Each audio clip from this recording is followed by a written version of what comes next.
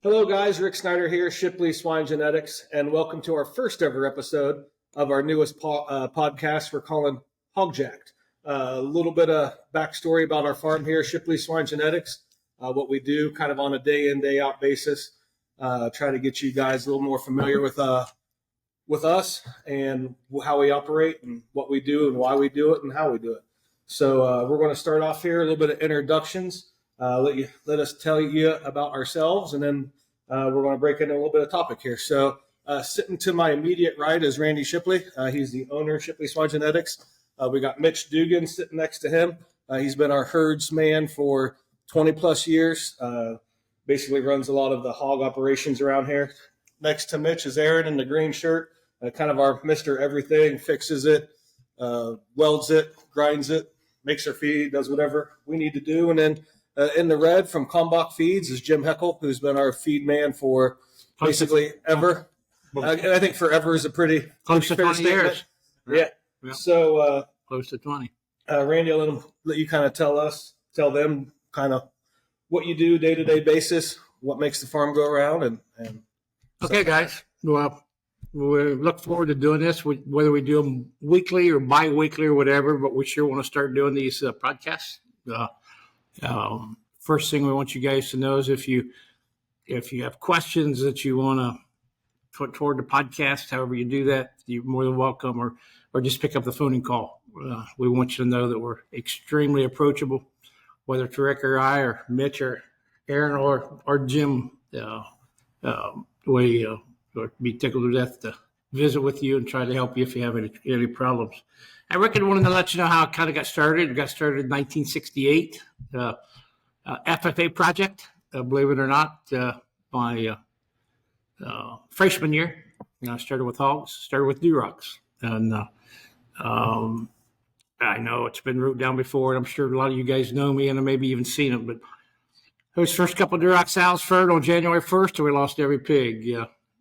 So had a hell of a start, but since that time, we've got a little smarter, got a little better. Guys, for the first 45 years, my dad and I, or first 40 years, my dad and I did about everything. Since Rick's come on board, Rick married my daughter, Josie, and she runs the office. And he's in charge of the boar stud and in charge of, well, these three guys are all in charge of a lot of the outside stuff.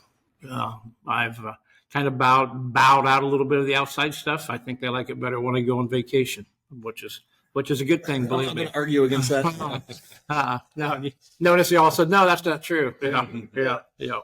Mitch, tell us a little bit about what you do, your day-to-day life here on the farm when you show up in the morning and some of your basic chores. My name is Mitch Dugan. I started working for Randy kind of directly out of college. I've been worked here for like 21 years now. Mornings, get here, kind of go up, feed sows in the farrowing house, check litters, see if anything's pigging, walk through the nursery decks, and then go from there. I mean, either I'll go collect boars on Mondays and Thursdays. Other days, I mean, you might start breeding. I do probably 90% of the breeding. Probably 99%. I let out all the bred gilts, all the sows, and do all the breeding. And then other than that, I mean, just kind of fill in wherever needed. All right. Aaron's kind of our fix-it guy, feed grinder guy, builder guy, kind of everything guy. Welder guy. So some of the stuff you like to do, Aaron, when you're here? Yeah, I mean, when I get here in the morning, I go through the finishing barns, make sure everything's in working order and the feed bins are good. And there's lots of projects here all the time to get into. Always something broke. If you don't have something broke on a farm, you don't have a farm. That's for sure. And then Jim's been our feed man for, like we said, forever, as fair. So Jim, tell us kind of like some of the stuff you do for us and compared to what you do for other people as well. Yeah. First off, it's a privilege to be here with you guys today. We sure love having you. Randy and I have known each other for 50 years. Long time. My family's bred hogs since the 60s. We've been one another a long time. I think in the last 10 to 15 years, I've really worked closely with them. It's been a privilege doing boars in conjunction with his family, and it is a true family operation. Even the guys that work here, this is more like family than just a place to work. We've been really pleased to have their feed business, work for Kalmbach Feeds. Randy's been one of the best supporters we've had of it. The products work and they work well here. So just glad to be a part of this. Yeah, for sure. We sure love having you be our feed rep. So Randy kind of talked a little bit about how we got started. In that 40 plus, almost 50 years now, what changes have you seen that you've noticed the most significant over the course of the last several decades, do you think? I know there's been a lot. That's a loaded question. Right? It's a loaded question. Well, guys, through the 70s and 80s and actually even most of the 90s, I was just ate up with showing hogs. I mean, I just couldn't go to enough national shows, couldn't go enough times, couldn't take enough hogs. Got started judging a lot of county fairs and state fairs and a few national shows when I was maybe 21, 22, 23. So that's been a long, long, long time ago. In the last 25 years, my attitude's kind of changed. I absolutely will never show a hog again. That's the reason you don't see us out on the circuit. It's not that we don't have them good enough to compete at a very high level. We're just not going to do it. Herd health has become a big issue for us, and so we try to maintain real high quality herd health. We don't let very many people in, guys. So if you call and say, "Hey, can I have a boar tour?" Absolutely, we will do that in a heartbeat. If you want to go look at other hogs, we're not going to do that. We always say if you're coming to look at multiple boar studs, come here first. Right. We're going to suit you up like an astronaut. We'll go look at some hogs. But yeah, I mean, over the years, types and kinds have changed. Our attitudes have changed. What we do has changed. All three of these guys, Rick, Mitch, and Aaron, all three race club pigs. And so if you guys are looking for some real high quality club pigs, they're the guys to go see. And they're all reachable, and all you have to do is call them. If you can't find their number, we'll get it to you in a heartbeat. Yeah, for sure. And then on our side of things, we do a lot of bred gilts. We'll do close to 1,000 a year. So a few open gilts, a few boars. But I mean, that's kind of the big thing. Yep, and we're going to touch on bred gilts here pretty heavy in a minute.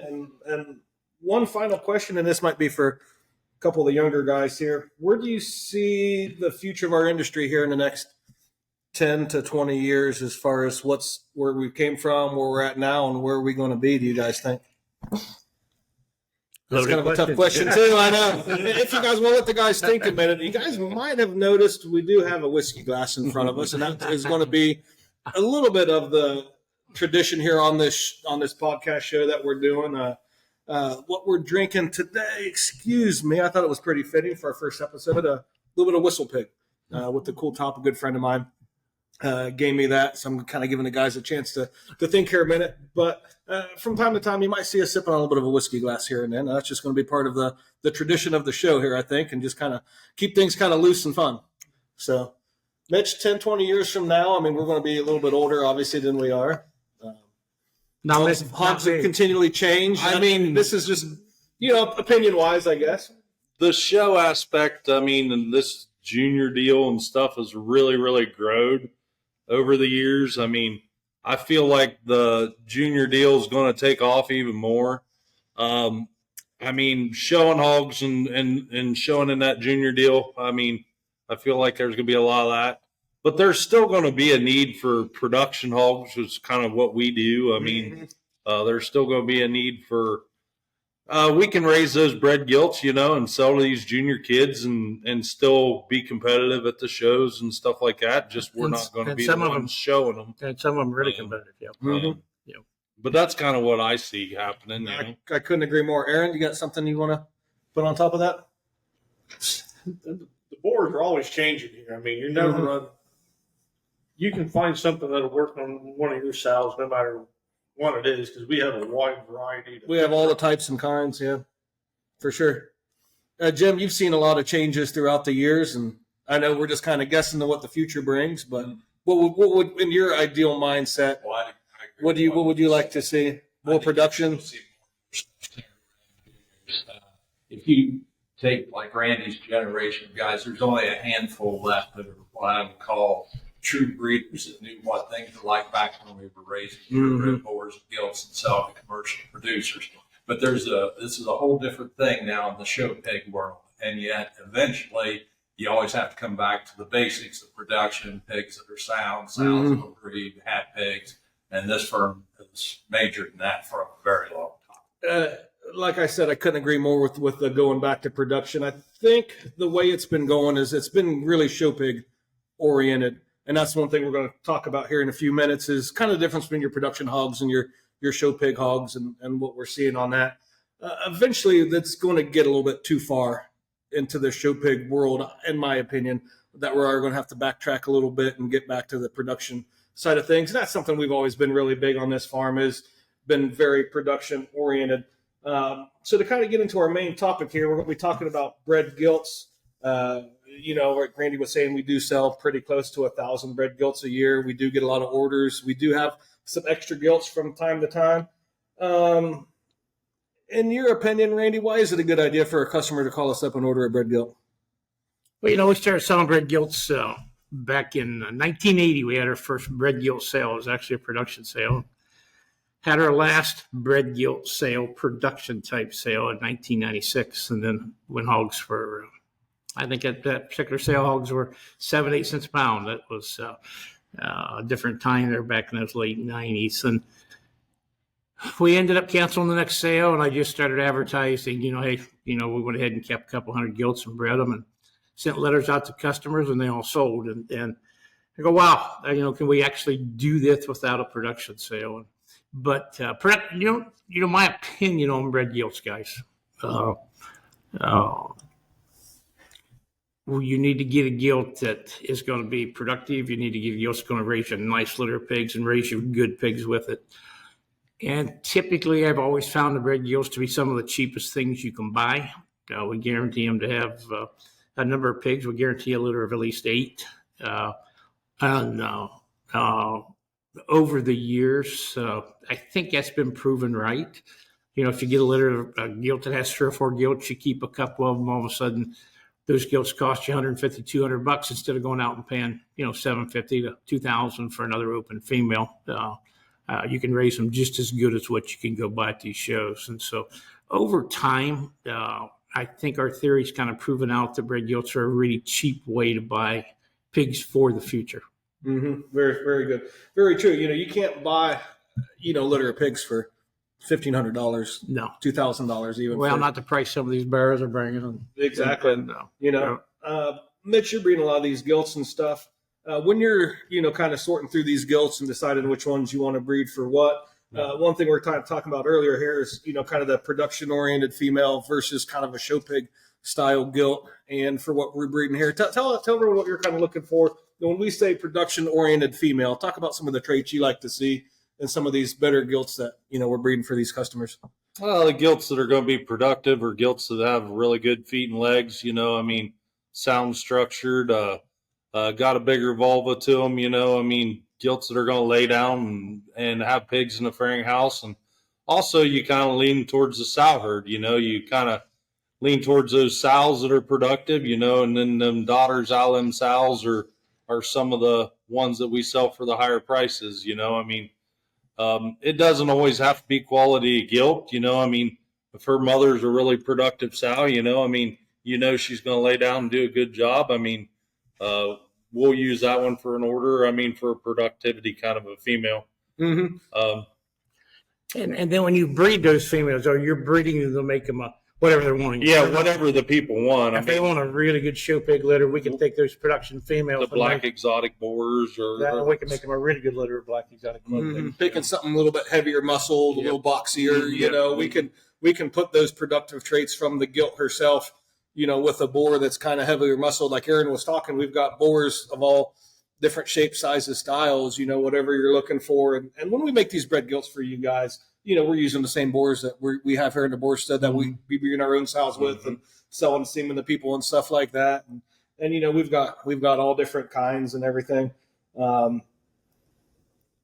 And like Mitch was talk about some of the, years of genetics designed to make females is something I wanted to touch on. We've been doing this for an awful long time. And for you guys to come and be able to buy a bred gilt that's got that many generations of productivity behind it, why is that important to people, do you think? Are you talking to me? Anybody can answer that. Well, I mean, Who wants to jump on that? genetic consistency is very important, guys. The ability to grow fast. So, around here, if you read our semen catalog, I talk a lot about feet and legs, and I've been a stickler on feet and legs. I think everybody that's here is a stickler on feet and legs for a long, long time.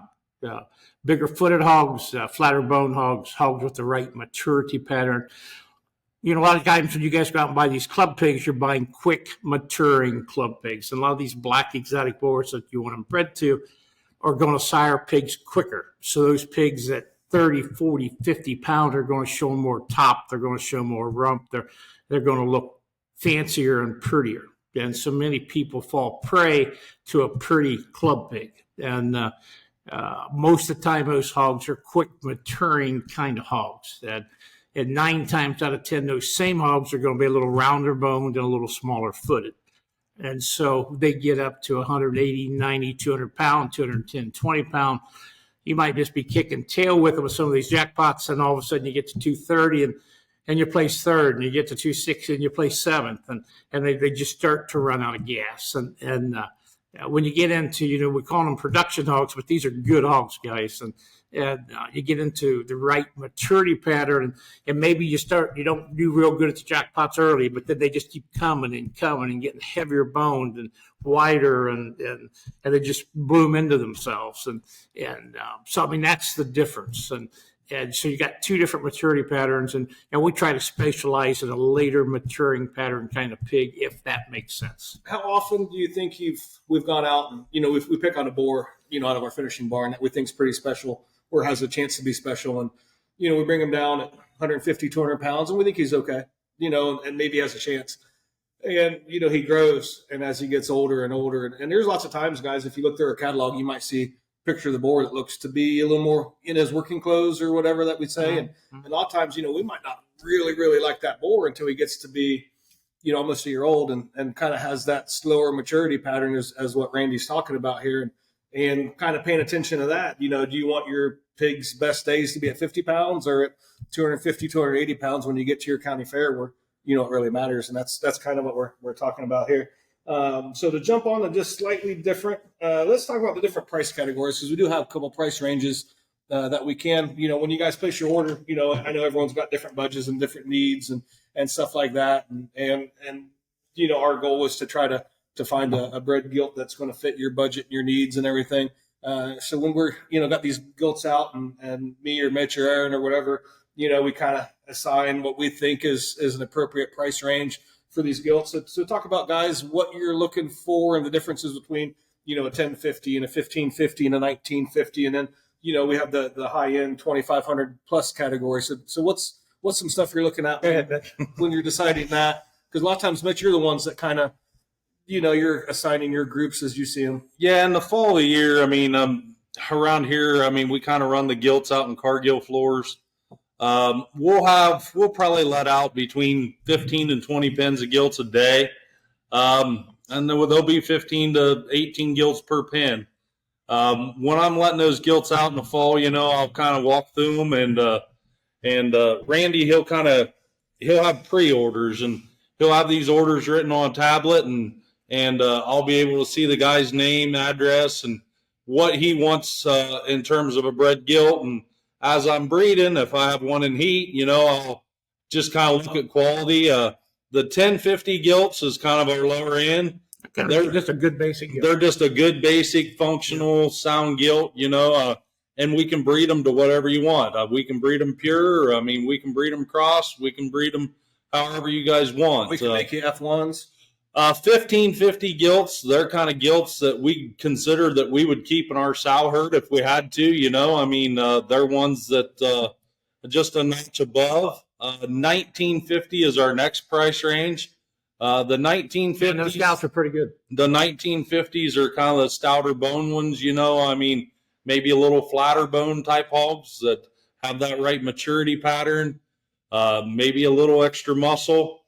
And then we have a $2,500 price range, and those are kind of the elite of the elite. Those are the ones that, I consider I want to keep here. Sometimes Randy sells them on me, but but they're the ones that I would like to So keep. sometimes the ones we write in the book don't sell. Yeah. If you guys ever buy one from the book and it says "don't sell," then you're getting a damn good deal. But no, we just kind of, when we're letting out them pens, I have orders, and it might be a Yorkshire Gilt, bred black exotic at 1550, and if I've got a Yorkshire Gilt in heat, I find that order, and if she fits that bill, I breed her in kind of black exotic and whatever boar I think kind of fits her the best. And does they have particular boards? Yeah, some orders. Sometimes you can do particular boars, and It's actually a little tougher for you because it is. We want to make sure we find that perfect match. right. You guys call and you say, I want a litter out of this boar. Okay. Well, then Mitch, when he's out there, we need to find a gilt that he thinks is going to match up good with that boar. Yep. And if it's an open ticket where they said, just, get it done, I want to make me proud, then that's a lot easier for you because you have an idea what Put some trust in us because we see these gilts and we see these boars every day, and we have a really good idea what we think will work together and match well. Yep. We did talk about guarantee a little bit. When you do buy these gilts, you do get some protection. That they're going to have their pigs and do what they're supposed to do. We very, very, very, very rarely, does one screw up. It happens, but not very often. But we do offer you some protection against when that happens, and then hauling too. We don't care if you live in New Mexico or California or Idaho or Texas or Florida. We're going to be able to get that gilt to you. We got some different truckers that we've been using for lots of years, and give us a little bit of time. We can find a truck to put it on, and we will get it to you. Jim, we'll lean on you here a little bit in this conversation. Jim's our feed man. Whenever I've got a feed question or I've got a family here buying a show pig or whatever, he's the one I lean on the most when it comes to nutrition side of things. Talk to us a little bit about how these people should be feeding their bred gilts and their sows differently compared to how, a lot of families, they might have raised a show pig gilt that they went to their county fair and they decide, this is a pretty good gilt. I want to bring her home and breed her. Sure. Or even I just got my bred gilt dropped off, from my trucker. I just went and picked her up. Talk to us some things about why is it important that we just don't go to TSC or wherever, not to call out TSC, but any random place to get feed compared to going to a quality top name nutrition brand. Sure. This is one of the things that's changed in the last 30 years. I think Randy would attest to this. Compared to the days when we sold to people that were farmers year round, most of the people that's in the show pig world today, there's quite a few new ones every year. They've never had bred gilts before. They don't know what exactly to feed. And Randy has been really good at putting together a list. And when you purchase a bred gilt from Shipley's, you're going to get a sheet on exactly what to do after you take that bred gilt home. Basically going against the show pig side of this thing. I've had these calls. I know you guys have had the calls. I'm feeding my bred gilt 10 pounds a day, and she had pigs, but she struggled, and my veterinarian said she's too fat. Yeah, she probably was, because when they leave here, they're going to be in good shape. They're going to be just right where you want them. They're not going to be too fat, not going to be too thin. These bred gilts need to be limit fed when they're at home, and they need to be on a sow diet. Not a market hog diet, not the cheapest thing you can find. They need to be on some kind of a gestating sow diet. And definitely not a show pig diet. And not a show pig diet. This needs to be a low protein, low lysine kind of a thing while they're in the gestation period. And if you need help with that, call Randy, Mitch, any of these guys. Rick sends a lot of people my way. They'd be glad to give you my number. I'll be glad to help you out. No matter what part of the country you live in, I've given advice to people already. But basically, Jim, the percent protein that you want to have at your farm when these hogs arrive in a corn-based diet would be 12%. It's going to be somewhere around the 12%. Yeah, 12, 13, 11, whatever. Yes. And depending on the weather and the different factors, you're probably going to be feeding 4 to 5 pounds a day. Yeah, in some cases less. And some cases less. It just depends. It kind of depends on the stage of gestation and so forth. Do not overfeed. My experience is these females having just a little less cover, they tend to do better in the farrowing house than if they're too fat. And real quick touch on this, if you can keep it as simple as possible. I know Kalmbach Feeds has got nutritionists that work there that are a million times smarter than all of us combined when it comes to designing the minerals and the specific nutrients and ingredients that go into these sow rations. Yeah. So kind of simply put, why do you think Kalmbach does a great job when they're putting together? We've been feeding Kalmbach to our sow rations for a long time, and to us it works great. Why? Sure. Well, tell me a little bit about why you think that's working so good for us. Yeah, Kalmbach isn't just a feed company. They also own 30 to 35,000 sows in 10 different farms. So we're feeding our own hogs as well, and we need to be able to get that right. So when we can do it right in-house, we can do a good job out in the field as well. Now, granted, those are all commercial hogs. We're talking more in the show line here, but our folks know what to do here as well. Mm-hmm, mm-hmm. Very good. So some of the stuff, we were talking about, like we want to maybe even add in, like brand, is kind of an important deal. We didn't really touch on that. Sure. Some kind of a laxative or a brand, I think is kind of important. That's another really good point, because that's oftentimes one of the calls you guys and I get all the yeah, time. that's something I wanted to make sure we put in there. So why is brand or a laxative or something like that? When your sows get about 5 days from being ready to farrow, I'd really prefer you switch over to a lactation diet. There's going to be some things in there that will help to get that manure a little looser. The other thing is we're one of the few companies anymore that makes a sow laxative. And you can top dress it. You don't have to have it mixed in a ton of feed or anything like that. I can give you instructions on how to top dress it. If you're in an area where you don't have access to that, wheat bran and alfalfa, But you can UPS and I can ship it. Yeah. I've shipped nothing but laxative to people in different parts of the country that cannot find it. Different parts of the world, even. Yes. Do not be afraid to reach out to me. Yeah. I've had calls as far away as Africa. So Guys, do not be afraid to reach out. Guys, this is going to be pretty informal, but Jim, these sows, when they get up close to pigging, first litter gilt, second litter sows, old sows, they have a tendency to get constipated. Yes, they do. And so when they get constipated, that manure backs up. Yeah. When you're seeing that manure really balled up and hard like horse manure, we got a problem. We need to get that much looser. Right. So those baby pigs are trying to get out, and they're just hitting a brick wall because of the two tracks lay side by side. And she's built up, and then she won't get up and eat after she's pigged. We want her to get up and eat and drink. Right. Immediately. Yep, for sure. Yep. Well, guys, that kind of hit pretty heavy on the bred gilt topic.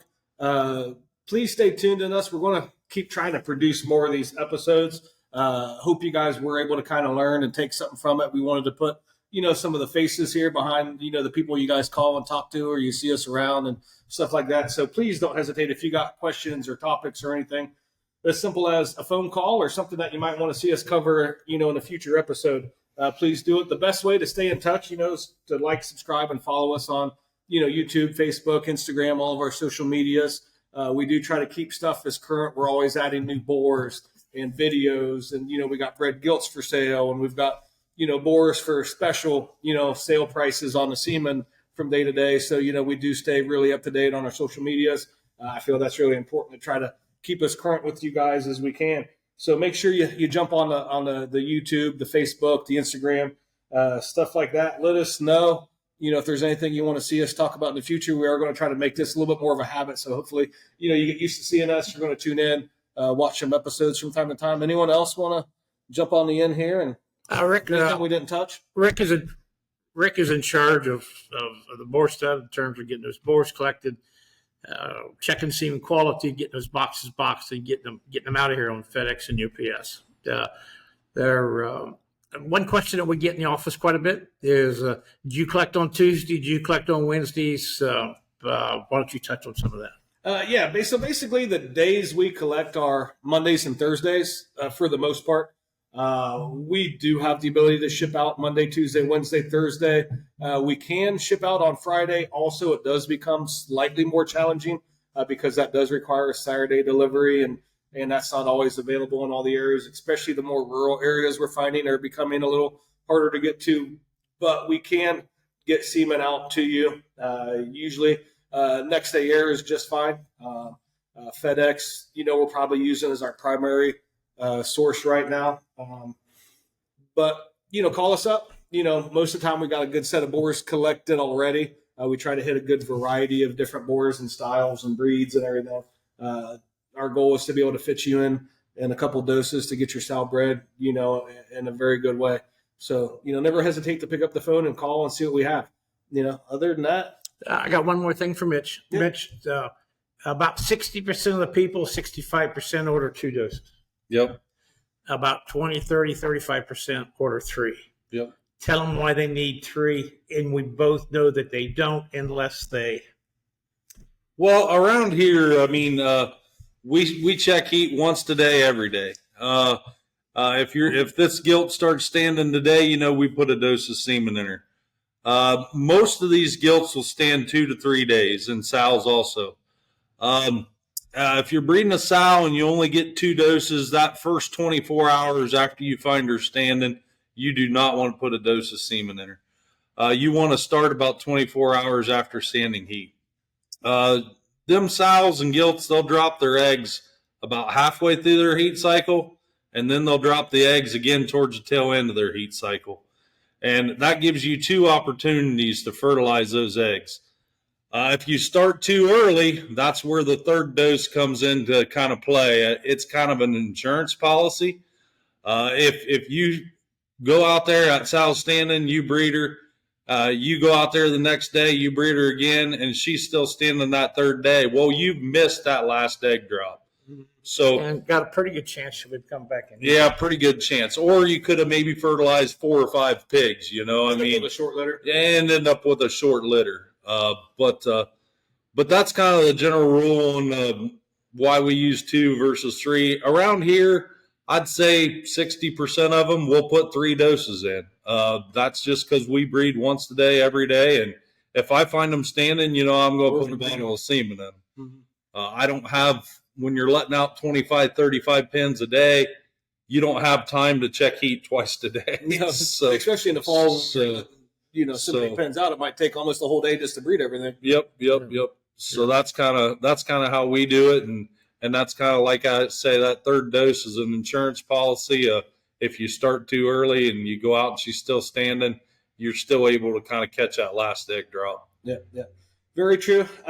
You know, we kind of touched a little bit on breeding and semen and stuff. Our next episode will be episode 2, which we're going to kind of get hot and heavy into the boar stud and the semen and the breeding type of thing. So we'll save a little bit more conversation for our 2nd episode. But that just kind of gives you a little teaser of what's coming next, what we're going to talk about. So thanks for listening. If you made it clear to the end, I appreciate you listening to us kind of ramble on here in our own way.